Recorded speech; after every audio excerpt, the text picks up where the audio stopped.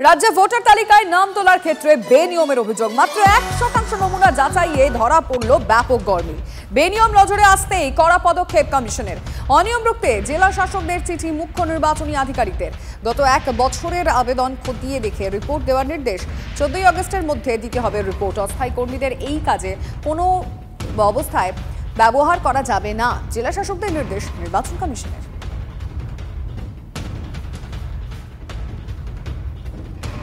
রাজ্যে ভোটার তালিকায় নাম তোলার ক্ষেত্রে বেনিয়মের অভিযোগ।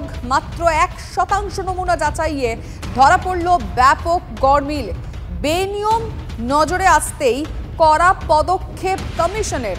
অনিয়ম রুখতে জেলা শাসকদের চিঠি দিয়েছে মুখ্য নির্বাচনী আধিকারিক।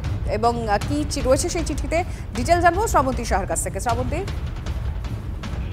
দেখো, ইতিমধ্যেই এই চিঠি কমিশনের তরফ থেকে পাঠানো হয়েছে, যেখানে বলা হয়েছে যে 1% গড়মিলের অভিযোগ মিলেছে এবং সেখানে এই গড়মিল মোটত 1 বছর ধরে যে অনলাইন হোক বা এমনি আবেদনপত্র জমা পড়েছে, সেই আবেদনপত্র আরেক খতিয়ে দেখতে নির্দেশ দেওয়া হয়েছে।